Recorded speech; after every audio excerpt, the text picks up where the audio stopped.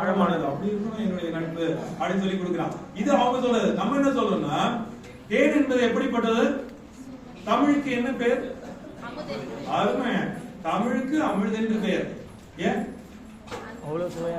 தமிழ் அமிழ்துகளை சேர்ந்தது? ஏன் என்ன சொல்றீங்களா?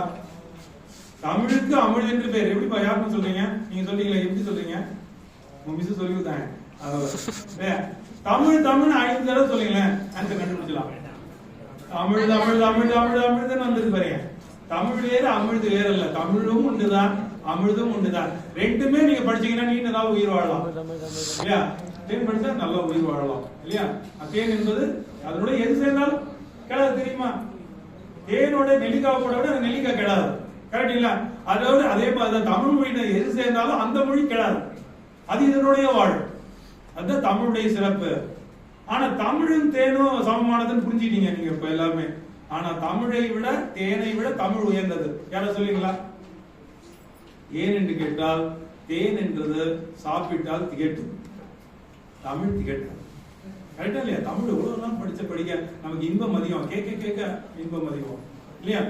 ஒரு பாட்டு கூட, உன் கண்ணை காட்டு போதும், அடுத்த வரி பாடுறாங்க, உன் கண்ணை காட்டு போதும் அரிய ஸ்தான கூடும், என்ன பாட கேளு புரியாது நாலு வாடும், எத்தனை பாடமோ கணக்கு இல்லையே, அத்தனை எழுதவோ காசு இல்லையே.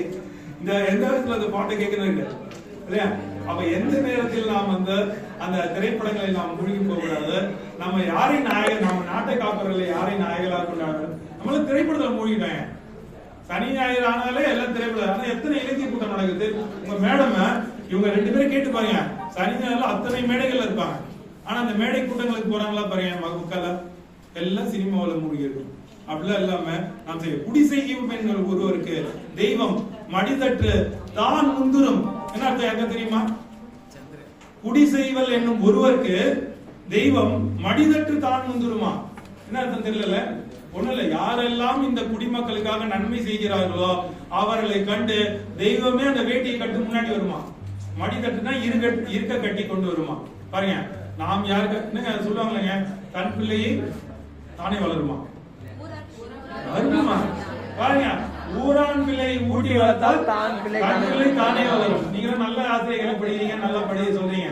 ஆனா இன்னொரு பையன் சொன்னான் இல்லையா, ஊரான் பிள்ளை ஊட்டி வளர்த்தால் தன் பிள்ளை கொடைக்கானல் வளரும் இல்லையா? கொடைக்கானல். அப்போ குடி செய்வல் என்னும் ஒருவருக்கு தெய்வம் மடிதட்டு தான் முந்துரும். தான் எப்படி முந்துரும் அப்படின்னா, தெய்வமே வந்துடும். இங்க இருக்க பேரரசு அப்படிதான் உங்க வாழ்க்கை நல்லா இருக்கும்னு நினைப்பாங்க. அப்ப அவங்க குழந்தை தானாவே நல்லா இருப்பாங்க இல்லையா? என்னுடைய குழந்தைகள் யார சொல்லுவாங்க? ரேவதி அம்மா சொல்லுவாங்க, எனக்கு இருக்கக்கூடிய குழந்தை இந்த தமிழ் குழந்தைகள் தான். அந்த ரத்தி அம்மா விட்டேன், அவங்க பாட்டு வேலைக்கு போயிட்டு இருக்காங்க தனியா. அப்ப என்னன்னு, அப்போ உங்களுடைய நலனை பார்க்கும்போது அவருடைய நலன் தானாகவே நடக்கும் என்பதை நாம் புரிந்து கொள்ளலாம். அன்புக்கு சுமை தெரியாது, தெரியுமா? நீங்க அன்போடு வாழணும், பேராசை போய்விடும். அவ மன தூய்மை இருக்குன்னா என்ன பண்ணுவோம்? நீங்க அன்பு வளர்த்துக்கணுங்க. ஒரு குழந்தை இன்னொரு குழந்தைய தூக்கிட்டு, ஒரு 8வது படிக்கிற குழந்தை ஒரு